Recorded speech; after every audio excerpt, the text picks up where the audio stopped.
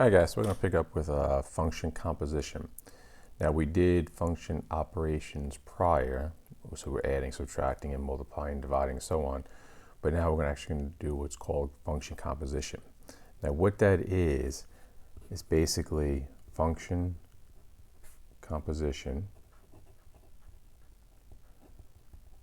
is when one function is inside of another function.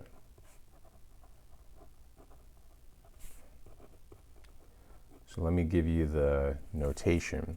It could look like this. So you can have f of g of x. This, it looks like a degree symbol, which is in the middle. It's not a closed circle, like a closed dot, because that would mean multiplication, but it's like an open degree symbol. Or like this, f of g of x. Now, I prefer this notation to this one, but I just want to give you both. Or you can have g of f of x, which again, that would be g of f of x, any other notation. So again, I like to use these two here, but both of these are perfectly fine. So how do we actually do this? Let me give you an example. So let's say f of x is equal to 4x plus 1, and g of x is equal to x minus 2. So the first thing we want to find, we'll call this A, we want to find f of g of x. We want to find f of g of x. So we want to take g of x, this inside function, and we want to plug it into every x in f of x. So again, we want to take this function right here, and we want to plug it into every x in f of x. So I'm going to rewrite this so I can illustrate what I'm saying. So I'm rewriting it here. So we want to take g of x, which is x minus 2, and we're going to plug that in to the x in f of x. So what is that going to look like? 4, here's my 4, plug in the x minus 2 into the x, so x minus 2, and then plus 1. And then all we need to do is just go ahead and simplify that. So use distributive property, so this would be 4x minus 8 plus 1, and then that is going to equal 4x minus 7.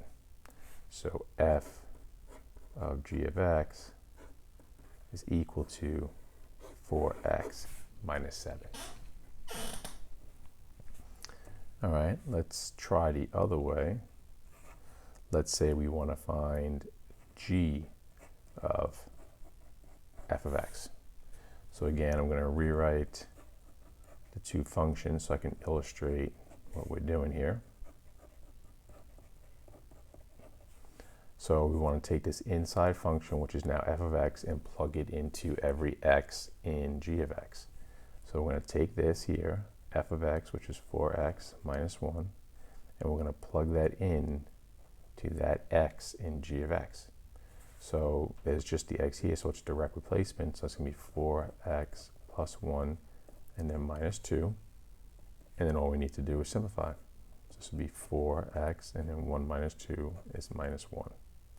So basically, that is g of f of x.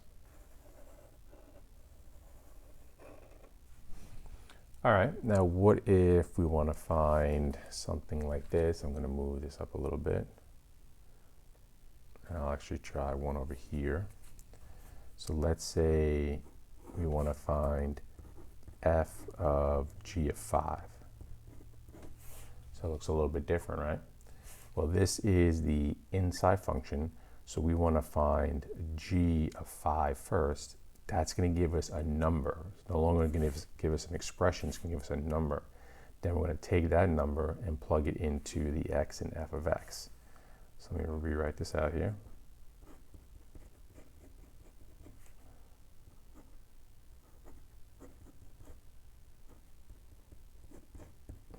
So we first want to find g of 5. I want to find g of 5 first. So g of 5 means I'm going to take 5 and plug that into every x in g of x. Well, there's only one x there, so 5 minus 2. So g of 5 is equal to 3. So this value right here, g of 5 is equal to 3.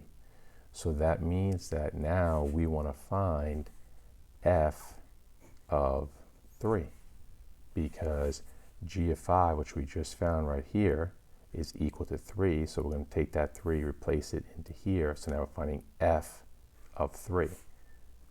And f of 3 means you're taking this value 3 and plugging into every x in f of x.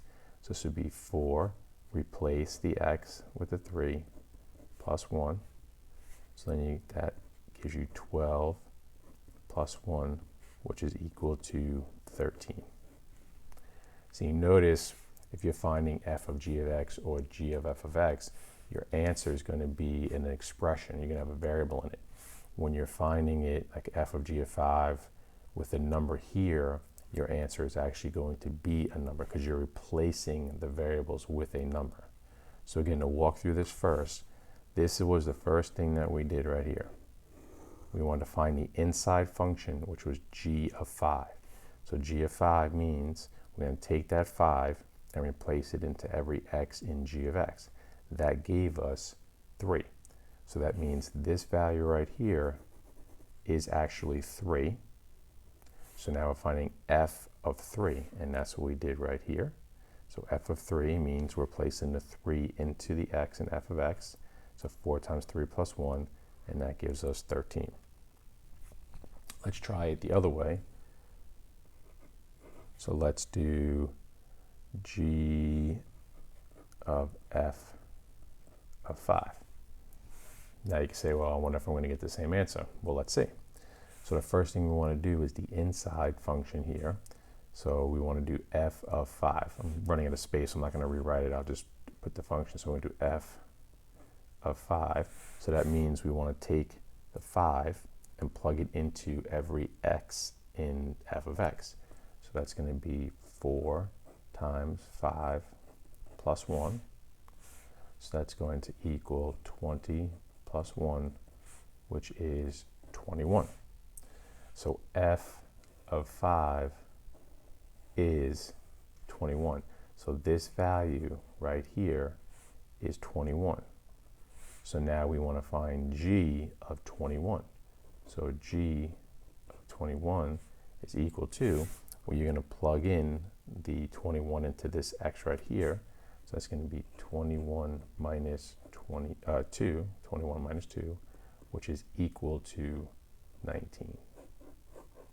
So g of f of 5, the whole value is equal to 19. All right, so let's look at another function. It was easier to just do these two right here and a few examples for each part. So let me give you another set of functions here. If I can turn this page. All right, so you can see I already got this one set up to save some time. I only get 15 minutes out of clip for a YouTube video, so I want to make sure I can fit this one in. So let's look at part A here. We're going to do f of g of x. So again, we're going to take g of x and plug that into every x in f of x. So if I go ahead and write this out again. So I'm going to take g of x and I'm going to plug that in to every x in f of x. So when I do that, I'm going to have x minus 1 squared, because I'm plugging this into the x, and then it's being squared, and then I got the plus 2. Now remember, when you do x minus 1 squared, you can't just distribute this exponent of 2. You have to go ahead and multiply it all out, either using FOIL or distributive property, because it means x minus 1 times x minus 1, and then of course you got the plus 2 over here. So when I multiply this out, I have x times x, which is x squared, and then x times negative 1, which is negative 1x, then negative 1 times x, which is negative 1x, and then negative 1 times negative 1, which is positive 1, then I have still the plus 2 here. So now I'm going to go ahead, combine my like terms. I got here and here. So x squared minus 2x, and then 1 plus 2 is plus 3. So then f of g of x is x squared minus 2x plus 3. So at any point during these videos, if you feel confident enough where you want to try the problem, just pause the video, try the problem, like say g of f of x, you want to go ahead and try that one, and go and work through it, and then just continue the video and see if you got it right. So let's look at part B. So we're going to do g of f of x. So that means I'm taking f of x, this inside function, and I'm going to plug that into the x in g of x. So the inside goes into the outside function, and then that's just going to look like this. So x squared plus 2, this is replacing that x, then I still have the minus 1. Well, that's going to be a lot easier to simplify. So I just have my like terms here, so I get x squared and then plus 1. It's pretty easy. That was quick. So now looking here, this is f of x. So that means that I actually want to take f of x and plug it into itself. So to illustrate that, I'm going to write f of x twice, just so I can illustrate what we're doing. So we're taking f of x and we're plugging it in to itself. Taking f of x and plugging it into itself. Now remember, this is squared, and you're squaring the whole thing, so I got to put that in parentheses. So that gives me x squared plus 2 squared, and then the plus 2. Now again, just like in part A, we got to distribute this, or the FOIL, however you want to multiply, distributive property of FOIL, and then plus 2. So this times this, and then plus 2. So x squared times x squared is x to the 4th. X squared times 2 is plus 2x squared. And then 2 times x squared is plus 2x squared. And then 2 times 2 is 4. And then I still have this plus 2 right here. So let's look at our like terms. So I got x to the 4th plus 4x squared, 2x squared plus 2x squared, and then I have 4 plus 2, which is 6. So f of x is x to the 4th plus 4x squared plus 6. All right, so let's look at this last one. So we're doing f of g of negative 4. So remember now, we're going to wind up with a number for our answer. So first we're going to do g of negative 4. That's going to give us a number, and then we're going to do f of whatever that number is. So g of negative 4 means we're going to take negative 4, plug it in for this x. So negative 4, and then we have the minus 1. So that is equal to negative 5. So g of negative 4 is equal to negative 5. So that's this value right here. That is equal to negative 5. So now we're doing f of negative 5. So f of negative 5 means we're taking negative 5 and we're plugging it into this x in f of x. Now you gotta be careful, because whatever you're plugging in is going to be squared.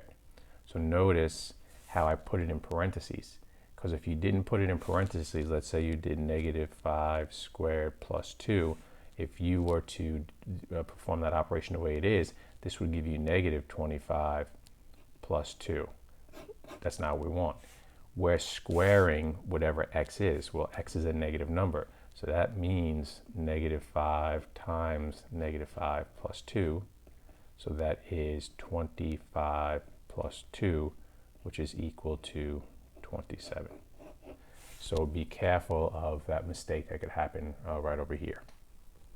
So I'm going to go ahead and pick up with number 3. I think I have to break this up into a second part, a second video, because of the time limit. So I will see you for example 3.